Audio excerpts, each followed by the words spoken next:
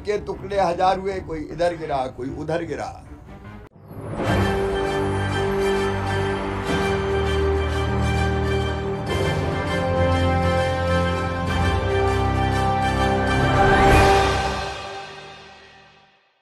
नमस्कार, मैं नाज़मीन खान और आप देख रहे हैं SPN 9 न्यूज़।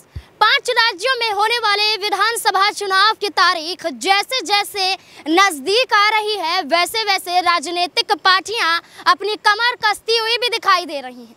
यहां पर नामांकन भी दाखिल हो रहे हैं। चुनावी लिस्ट लगभग जारी भी हो चुकी है।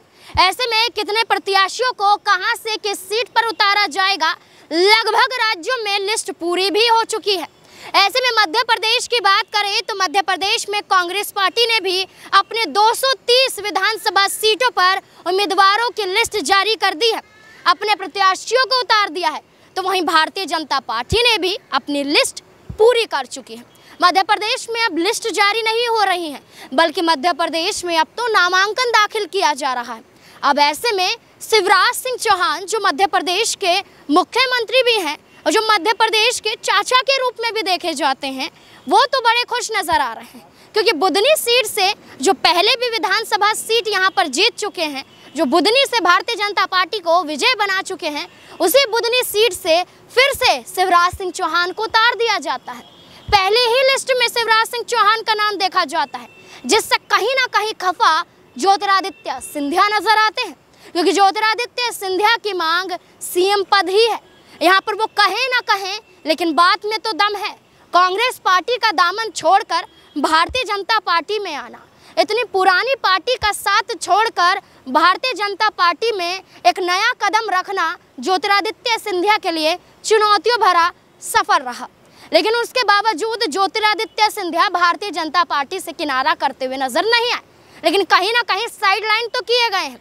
अब ये साइडलाइन शिवराज सिंह चौहान के जरिए भी किए जा रहे हैं। शिवराज सिंह चौहान यहाँ पर कांग्रेस पार्टी पर निशाना साधते हैं, अपनी जीत का दावा करते हैं और दोबारा कहते हैं कि CM पद पर तो वही काबिज होंगे। शिवराज सिंह चौहान चुनाव प्रचार को लेकर क्या कुछ कहते हुए नजर आ रहे हैं, भारतीय जनता पार्टी की जीत को लेकर देखिए जरा। मध्य प्रदेश में इंडिया गठबंधन को लेकर दरारें पड़ रही है, इससे कितना फायदा? दरारें नहीं पड़ रही है। एक दिल के टुकड़े हजार हुए, कोई इधर गिरा कोई उधर गिरा। अखिलेश बखलेश रैली नहीं होने देंगे इंडी गठबंधन की। अब वो बनने के पहले ही बिखर गया। मैंने एक उदाहरण दिया था कि बाढ़ आती है तो एक ही पेड़ पे कई जीव जंतु बैठ जाते हैं, लेकिन एक दूसरे को काटते नहीं। यहाँ तो भाजपा के समर्थन की बाढ़ में भी एक पेड़ पे चढ़ जरूर गई है इंडी गठबंधन, लेकिन वहां भी एक दूसरे को काट रहे हैं। अब जनता समझ चुकी है। बड़ा शोर सुना था इंडी गठबंधन, आज कहीं दिखाई दे रहा है। अब तो JDU ने भी अपने उम्मीदवार खड़े कर दिए, जिनने कभी देश का अहित किया था, भ्रष्टाचार के रिकॉर्ड बनाए थे, वो अब सारे बिखर गए, टुकड़े टुकड़े हो गए और मोदी जी के नेतृत्व में देश आगे बढ़ रहा है, आगे बढ़ेगा। दिग्विजय सिंह का कहना है EVM में वीवीपैट में छेड़खानी की संभावना है। दिग्विजय सिंह वो तो हार के कारण अभी से ढूंढने लगे। राजा बहुत समझदार है। मामा जी 15 में अपार दिग्विजय जी विकास हुआ है। दिग्विजय जी बहुत समझदार है।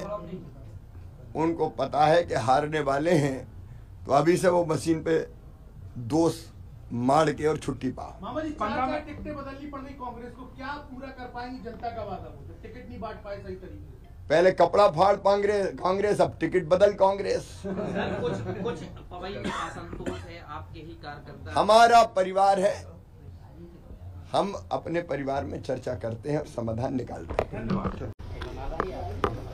हमारे तीनों पन्ना जिले के उम्मीदवार भाई ब्रजेंद्र जी को, राजेश जी को, प्रहलाद जी को, और चूंकि अध्यक्ष जी का ये क्षेत्र है इसलिए उनको भी भारतीय जनता पार्टी सुनियोजित ढंग से अपने प्रचार के काम में लग गई है। पन्ना के आज 3 फॉर्म भरे गए हैं और हम अपने विकास के काम और जन कल्याण के काम एक तो प्रधानमंत्री श्रीमान नरेंद्र मोदी जी के नेतृत्व में देश ने जो प्रगति और विकास की है और मध्य प्रदेश को जो सौगातें मिली है उनको लेकर, और राज्य सरकार ने, डबल इंजन की सरकार ने जो मध्य प्रदेश में विकास और जन कल्याण के काम किया। अब कल्पना करो, पन्ना में मेडिकल कॉलेज, पन्ना में एग्रीकल्चर कॉलेज। अब पन्ना के विकास की कल्पना तो करें भारतीय जनता पार्टी ने क्या किया है। ये सचमुच में अद्भुत और अभूतपूर्व है, और हम इन्हीं कामों को लेकर जनता के बीच में जा रहे हैं। अब शिवराज सिंह चौहान को आपने सुना, उसके बाद आपको बता दें कि अभी तक भारतीय जनता पार्टी ने मध्य प्रदेश में 5 लिस्ट जारी करी थी, लेकिन कुछ ही दिनों पहले मध्य प्रदेश में एक 6ठी लिस्ट भी जारी कर देती है भारतीय जनता पार्टी, जो मात्र सिर्फ 2 सीटों पर प्रत्याशी उतारने थे, जिस पर उम्मीद थी कि ज्योतिरादित्य सिंधिया को उन सीटों पर से उतारा जाएगा, कोई ना कोई सीट उन्हें दी जाएगी। लेकिन यहाँ पर भी ज्योतिरादित्य सिंधिया को धोखा दे दिया जाता है। पहली सीट की बात करें तो शिवपुरी, जो उनकी बुआ यशोधरा की सीट है, उससे कयास लगाए जा रहे थे कि ज्योतिरादित्य सिंधिया को सीट दी जाएगी, लेकिन शिवपुरी से भी नहीं उतारे जाते हैं, ग्वालियर चंबल से भी नहीं उतारे जाते हैं, लेकिन गुना और विदिशा 2 सीट बची थी, और जो कहीं ना कहीं सिंधिया समर्थकों का दबदबा वहां पर माना जाता था, लेकिन उस सीट से भी ज्योतिरादित्य सिंधिया को ना उतारते हुए 6ठी लिस्ट में गुना और विदिशा से उम्मीदवारों के नाम घोषित कर दिए जाते हैं। गुना से पन्नालाल शाक्या और विदिशा से मुकेश टंडन को उतार दिया जाता है।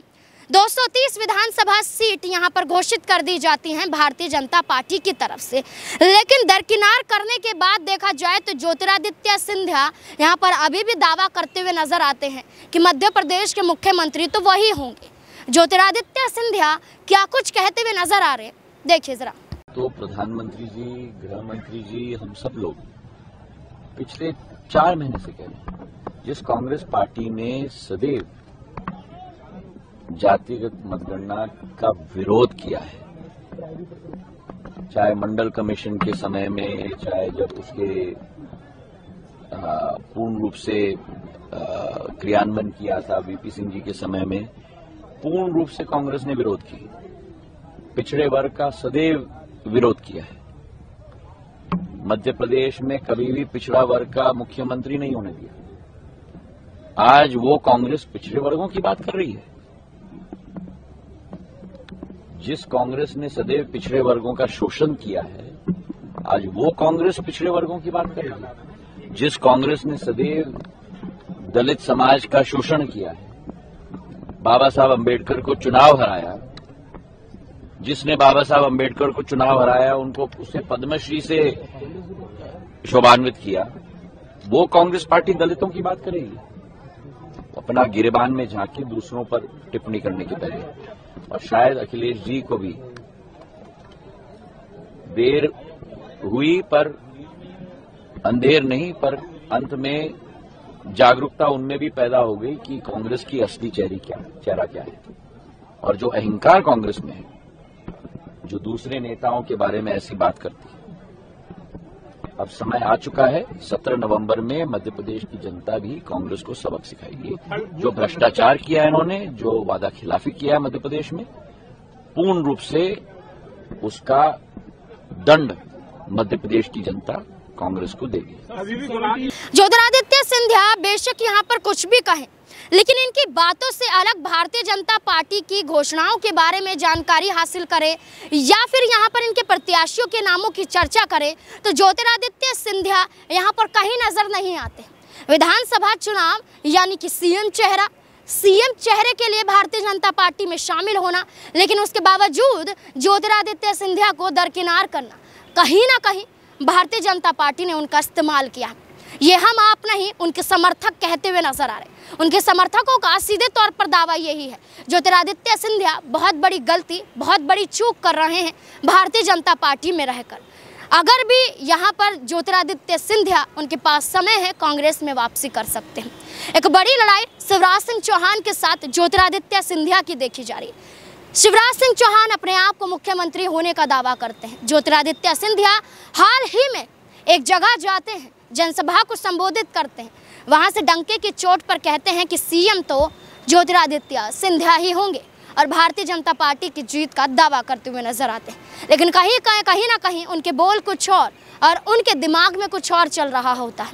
पुराना वीडियो वायरल होता है जिसमें ज्योतिरादित्य सिंधिया यहाँ पर कांग्रेस को जिताने की बात कर जाते हैं। क्या कुछ कह रहे हैं देखिए जरा।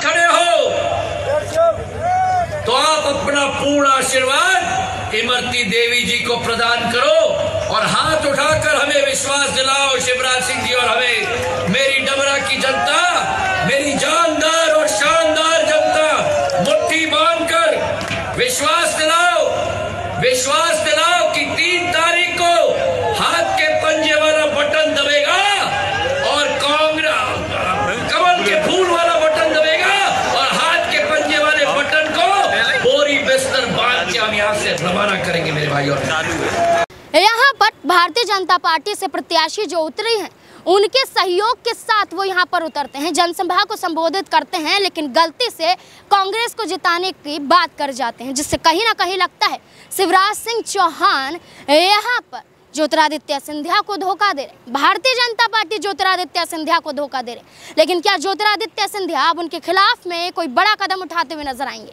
क्या करना चाहिए अब ज्योतिरादित्य सिंधिया को? क्या यहाँ पर किसी सीट से ना उतारना और उसके बाद भी सीएम को लेकर दावा करना, क्या बात में दम नजर आती है? क्या ज्योतिरादित्य सिंधिया वाकई मध्य प्रदेश के सीएम हो सकते हैं? क्या लगता है आपको? कमेंट सेक्शन में जरूर बताएं। देखते रहें SPN9 न्यूज़। धन्यवाद।